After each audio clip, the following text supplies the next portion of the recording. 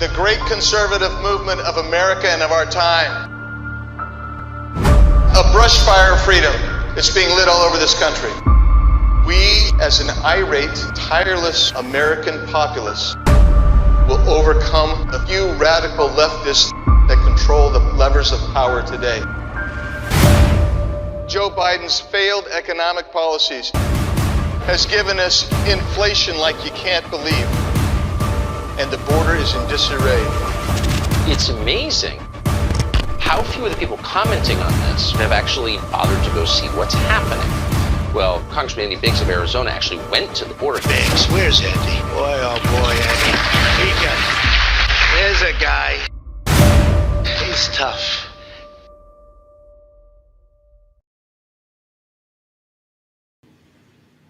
Hello, everyone. I'm Andy Biggs, Congressman from Arizona's 5th Congressional District. Welcome to another edition of What's the Biggs Idea, our regular podcast.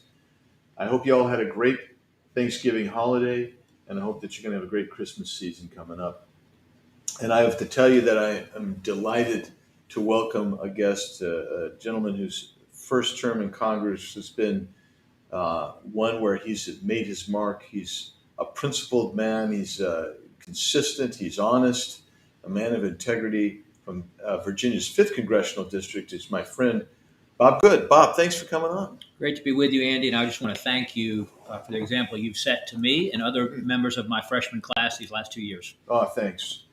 Bob is a member of the House Freedom Caucus, and he's a great member, and he also serves on the Education and Labor Committee and the Budget Committee. The Budget Committee, I mean... Totally unnecessary committee in this Congress, I can tell you. Yeah. It turns out there's two parties that want to spend money in Congress, and the actually maybe just one, the Establishment Unitary Party. The Uniparty's doing it. Yeah. So we're here today. We're live, and then there'll be people who watch this on the video. I wanted to talk to you, Bob, because leadership in Congress is such an important thing, and a lot of people don't realize how important it is. And we're having a debate right now over the Speaker of the House. And I don't think most Americans understand the succession under the Constitution is this guy right here, Kevin McCarthy. If he becomes the Speaker, he'd be third in line to be the President of the United States. Now, I want you to think about that. And I don't mean to demean anybody, but I mean Joe Biden, Kamala Harris, Kevin McCarthy.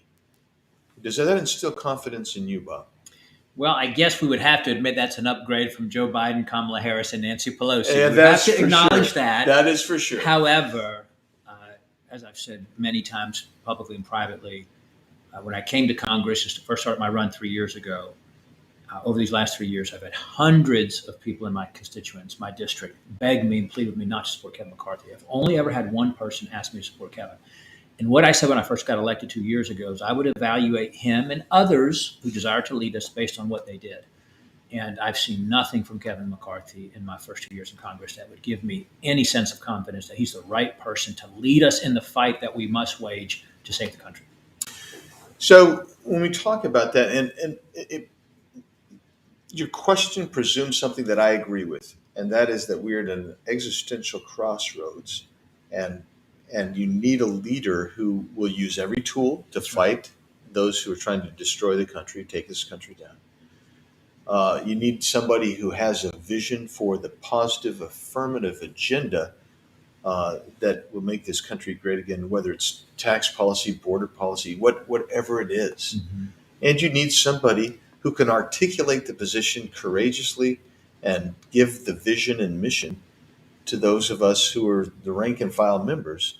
And is Kevin able to do that? Again, when I got elected, I have to look backward to say, why not Kevin? Well, when I first got elected 2 years ago, he boasted to the freshman class when we came in with numbers that are almost exactly what we're facing now in the majority, just about an 8-vote margin.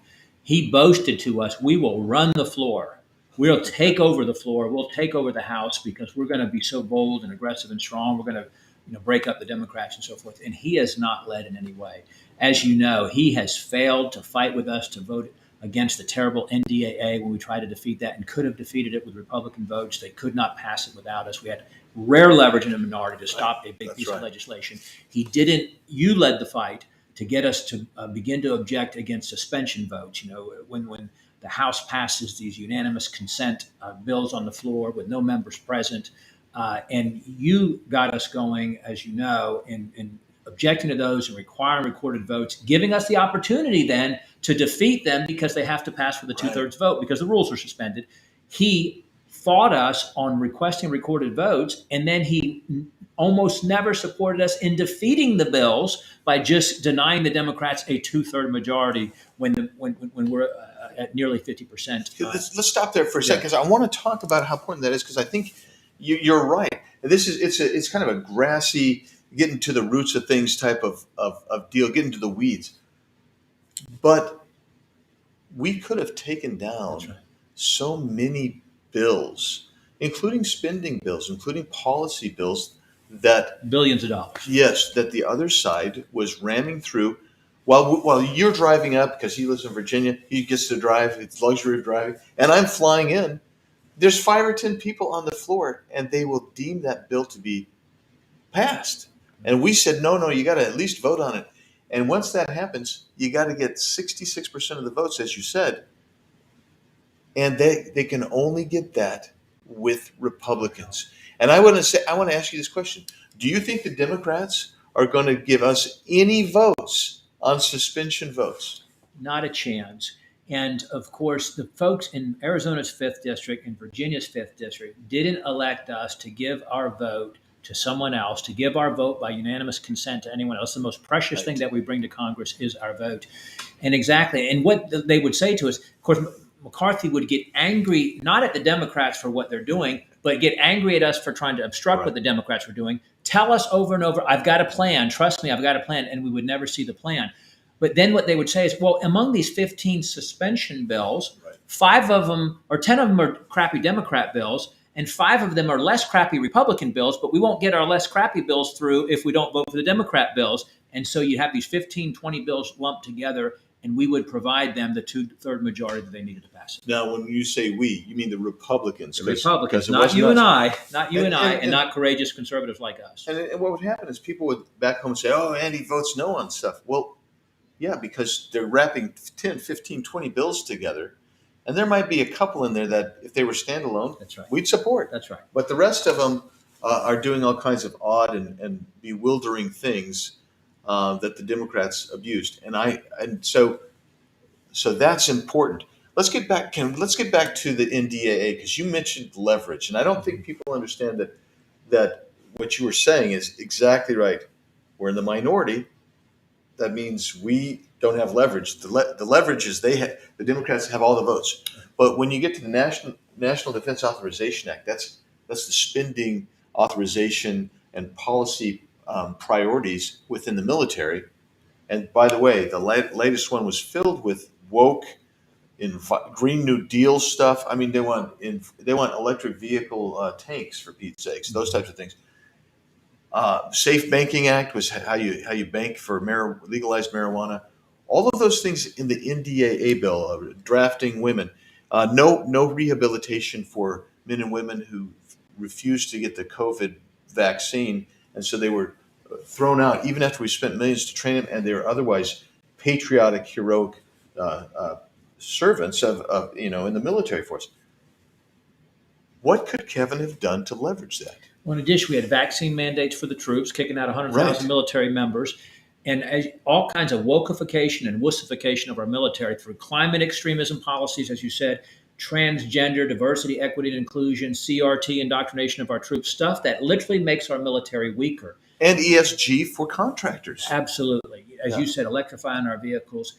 And we have a chairman, a ranking member on the Republican side, who said this bill is so great, we would have brought the same bill forward if we had the majority. That's the kind of chairman that Kevin McCarthy supports in the majority if he has his way as Speaker, by the way. Yeah. But because the worst extremists of the extreme Democrat, leftist, communists, which make up the Democrat Party, the worst extremists won't vote for anything military. they need Republican votes to pass the bill. So what we could have done is forced a clean, or what we can do here in the lame duck session is force a clean defense bill that's focused on effectiveness, military readiness, helping to make us the strongest, most lethal fighting machine without any of the stuff that weakens our military and makes us weaker on the national stage. And we can't get our own leadership, quote, leadership, including Kevin McCarthy, to support us in that. So let's talk about that now, because you brought up the lame duck. And we're going to call this the NDAA so we can shorthand it. There's going to be another NDAA. Have you heard Mr. McCarthy stand up since the election saying we are going to hold up the NDAA unless we get rid of the woke Green New Deal, we reinstate the thousands, tens of thousands of people forced out for the vaccines? Has he done anything to say we're going to use that as a leverage point? Haven't heard anything yet. If past his prologue, we won't hear anything yet. He won't take a position on it. Not only will he not whip against it, he'll be tacitly give approval to the Mod Squad who wants us to pass it. And he has voted for it each time it's come forward so far in these last 2 years, and he's going to vote for it again. Okay, so that gives us a picture of that. Let's talk about other examples. So we've talked about the NDAA not giving us leverage. We talked about the floor. He was going to make it very difficult on the Democrats. He didn't. Not only that, he attempted to submarine those of us who were trying to make it difficult. Right. And then we move into something you mentioned, the omnibus or the spending bill. So this is the spending package. If you can use the word budget, which I don't know that we can, but it's how we're going to spend beyond our revenue over for the rest of this fiscal year, which ends September 30th. So has Mr. McCarthy done anything? And right now we can't do anything in the House because the Democrats have the majority here. So we can vote no. But it's all in the hands of the Senate and will be in the hands of Republican senators who could kill that. Let me hear from you. Just go to a year ago, the phony infrastructure bill, $1.2 trillion to fix things like racist infrastructure and to usher in Green New Deal, radical and climate environmental extremism policies. Kevin McCarthy promised us that Republicans would not provide the votes to pass that bill. He said it in a freshman member breakfast that I was at the morning of the vote. And yet we had Republicans rush to the floor to vote in favor of it and to pass it. The Biden 13, as I call them. So we gave the Democrats the vote to pass it on a bipartisan basis to give political cover to weak, feeble senators who were want to vote for it on the Republican side. We gave the bipartisan cover from the House. And remember, when we attacked those 13 Republicans appropriately for helping the Democrats, which we believe was a precursor to the Build Back Bankrupt bill, the $6 trillion bill they wanted to pass, Kevin McCarthy was not angry at the the Biden 13 Republicans who voted for it. He was angry at us for attacking and criticizing them. Yeah, that's right. For us having the temerity to mention that the bill would have not been successful in the Senate, but for Republicans giving cover in the House. That's right. You can't say that. Of course, they can beat the crud out of us right now and say whatever they want to say about us because we don't want him to be the next Speaker of the House. So that's interesting. Never in the last 2 years has he ever tried to leverage the House Republican Conference to say we will give no Republican votes for a bad spending bill. So therefore, the Senate, which could block it when they need 60 votes, to put pressure on the Senate to hold strong because the House is holding strong, has not happened in 2 years. Yeah. So that's getting back to my question about the omnibus. This budget bill that's coming up here in the next who knows, a week or two, could go to as late as Christmas Eve. And I'm happy to work through Christmas if we can stop it. But here's the deal. What he should be doing is he should get the commitment from every Republican in the House today to sign on a letter to Mitch McConnell saying, don't do this. You're going to kill our leverage. And I'm going to talk about that in a second. He should be holding a press conference with all Republicans on the steps of the Capitol saying, don't do this to the country, Mr. McConnell. He should be whipping over there in the Senate. Okay, should be doing all that stuff. We're not saying that. But you mentioned leverage. It's my big catchword as well. If this omnibus passes, Bob, it's going to be the spending bill from now until next September 30th. we lose all the leverage of the purse, which is the constitutional leverage that is the strongest for the majority party in Congress. We lose that. We betray the trust of the very voters who gave us a majority, who gave us 4 million more votes than the Democrats, where we instead allow the Democrats to fund this government into the next year. I love what our friend Chip Roy says, where he says we should declare we're not going to give one Republican vote for one more cent to fund this government that is executing the very tyranny that we campaigned against for the past 2 years. Exactly. So when people say to me, why don't you support Mr. McCarthy? It's because there are strategic failures constantly that repeat over and over and over again. And that this is one more of those. And you have to bring whatever leverage you have to bear on the Senate, because that's where this is going to be ultimately decided. But if we lose this, we lose that leverage. And people need to appreciate and understand that the way this place works is our fiscal year ends September 30th. That means you move into a new spending year, new budget year. And what will happen next year, because this is what happened this year, is you got to, except for this is more important, but you'll have a presidential campaign coming. And Mitch McConnell's the leader over there. And Mitch McConnell is going to say, we don't dare upset the apple cart over spending. That's what he said this year, if you remember. He said, we're going to have a clean CR because we don't dare shut down the government or deal with anything, any consequences. We don't dare have a fight on the budget because of the election coming up. He will say the same thing a year from now. And that means, once again, that our leverage will be taken away from us. And I say that because if you want to make a change, if you want to see a change here, Bob, you can't make a change if you do the same thing over and over again to the detriment of this country. And we start back, get toward the end where we started. We're in an existential crisis. That's right. What's your thoughts? We will look back and remember for the rest of our lives this moment, this very moment. This is why we came to Congress. This is why we're here. You mentioned the apple cart. We've got a chance to tip over that apple cart here on January 3rd when we elect a new speaker. And I appreciate you being willing to be the tip of the spear on that, to having the courage to come out early in your opposition publicly to Kevin McCarthy, to even be willing to be a candidate that we could vote for back on November 15 in the conference. You're the kind of person we need as a speaker. But there are those who are willing to fight, that we can rally around and get to 218. We are not going to get there with Kevin McCarthy. We know that he's part of the problem. He's not part of the solution. And when folks say, why not Kevin? When you turn that back to them and say, what have you seen from Kevin over the last 4 years as minority leader, which would make you believe that he's the person that will fight the Biden agenda, to fight the Schumer agenda, to hold us strong, using every tool at our disposal to stop the policies under which the American people are suffering. And there's nothing about him that would tell you that he's the right person to do that. Amen. I want to get to one other topic before we go. There is his whole machine is now working, right? Because he's got a machine, and they're working, and we're getting tarred and feathered personally, and that's okay. And by the way, Bob has come out with me, and I appreciate your courage and your eloquence in fighting this fight.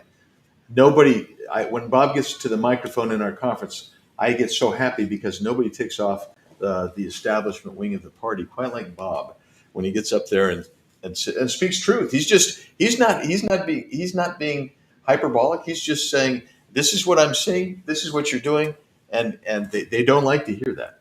But right now I'm hearing that, well, Kevin came out recently, and I was just asked about this, and basically said, the Republicans will lose all power if they don't elect me speaker. And my thought was, well, really, you're the only guy who can be speaker? That's not true. But I want to get to this one because I think this is the one that scares people, and it is a job. It's a con. And that is, if you don't elect Kevin McCarthy, we will get a Democrat to be the speaker. That's a calculated disinformation campaign, obviously generated by Kevin McCarthy and his allies in the media, to try to scare folks, as you said. The fact is, Democrats have 212 votes. They're going to have 212 votes for Hakeem Jeffries. 212, based on my math, doesn't equal 218. There's no Republican that's going to vote for Hakeem Jeffries. There's no Democrat that's not going to vote for Hakeem Jeffries. There will not be a Democrat speaker. There's no chance. They're going to be frozen at 212. We may have to go through a couple of ballots till we get our consensus candidate at 218, and it's worth it. It's worth it to save the country. It's worth it to put the best possible leader in place, the one who have the true courage to fight for the policies the American people elected us to fight for. I agree with you, and I appreciate all you're doing. You're fighting the good fight. You're out there. You're a great advocate, great spokesman. And I will just say, I'm going to conclude with this by saying, Bob has done just such a fantastic job as a member of this Congress, doing a super job.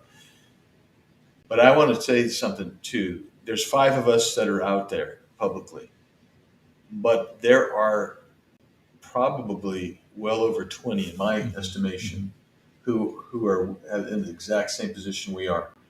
They don't necessarily want to get the target on their back, and so I'm content to get beat up on that. And I think Bob is too.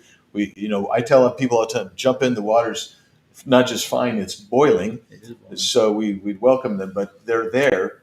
And then there are people who are not maybe where we are as a hard no, but they're coming to me daily to talk to me and say they want to know more, and they're disgruntled. I had 2 people just Monday tell me, both within an hour, tell me he's not a truthful man. Well, that's not exactly how they said it, but they said it, and everybody in this room knows it. Everybody knows it. And you have to have trust if you're going to be a leader. So it's good to have you in the foxhole with me. It's good to be in with. It's an honor. And ladies and gentlemen, how can they follow you on social media, Bob? BobGoodForCongress.com and good.house.gov. Okay, good. And Facebook, Congress. Facebook, Twitter, and all that. Yep. Yeah. So on Twitter, I'm at Rep Andy Biggs AZ. Instagram at Rep Andy Biggs. Facebook, Congressman Andy Biggs. Truth at Rep Andy Biggs AZ, and Biggs.house.gov. You can see this on Spotify, or I guess you can listen to this on Spotify, and also on Apple Podcasts. What's the Biggs idea? So join us next time, but please share this with your friends. Get the message out there. And if you're interested in this vote and you're not in Bob's or my district, contact your congressman and tell him we need a change in leadership. Thank you very much. Thanks, Bob.